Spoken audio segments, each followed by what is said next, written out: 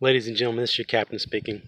Roundabout this weekend, um, I actually came back home to my hometown in Alabama. I have a class reunion, but it has been an eye-opening and sort of sublime time because this weekend is about reflecting on our past and where we have been. Um, I usually get this nostalgic when I come back home and see my family, my aunts, my uncles, my cousins, my sister, and my brother, uh, just to see where I came from, and in turn find out how far I've come and how far I want to go. I know that sounds sort of cliche-ish, but let me break it down for you. We cannot change our past. It is written in history. It is set in stone. It has happened. It's over and done with. You cannot live in regret, live in the shame, live in the what if of your past. You can't change it.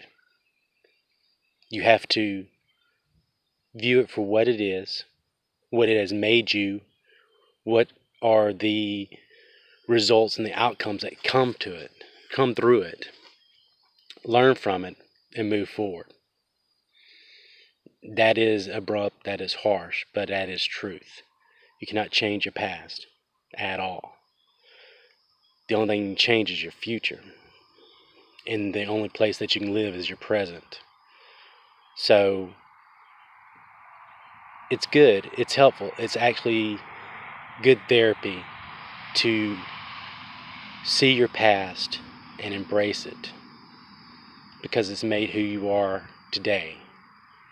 Now, it is your job and your blessing and your task to take those things to shape your future, to structure what your goals, what your outcomes that you want to look like, how you want it to be,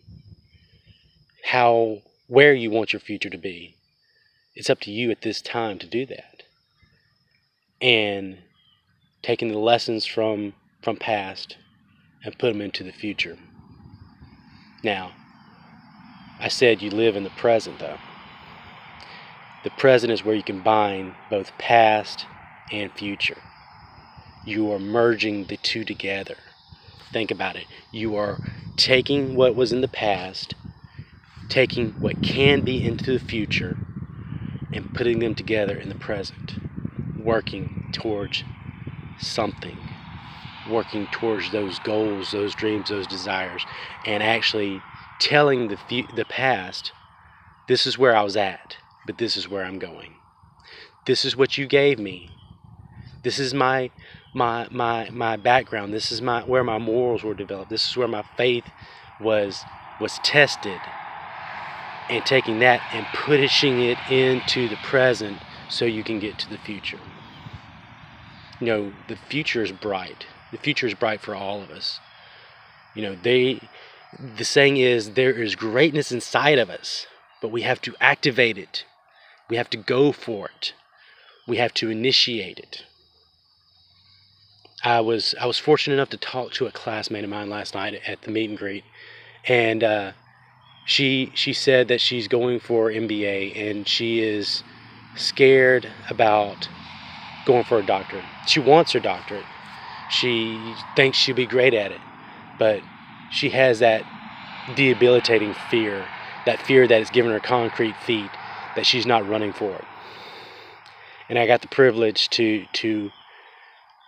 enlighten her and hopefully to encourage her to go for a doctorate.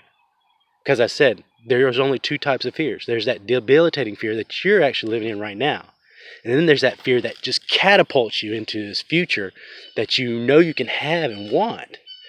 And at the end of the conversation, she smiles and says, I'm going to call my counselor tomorrow. I'm going to see what I have to do to get my PhD. And I was more on cloud nine than she was, because I had a little bit of help in that encouragement.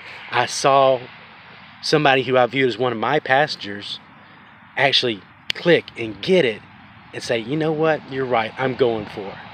And that was amazing to me. That's what I work for. That is what I am on here for. That is what I am talking to y'all about. That is what I'm living for, is for those aha moments. And I just hope I have more of those to actually say, okay, here was my past, there's my future, and I'm living in it presently.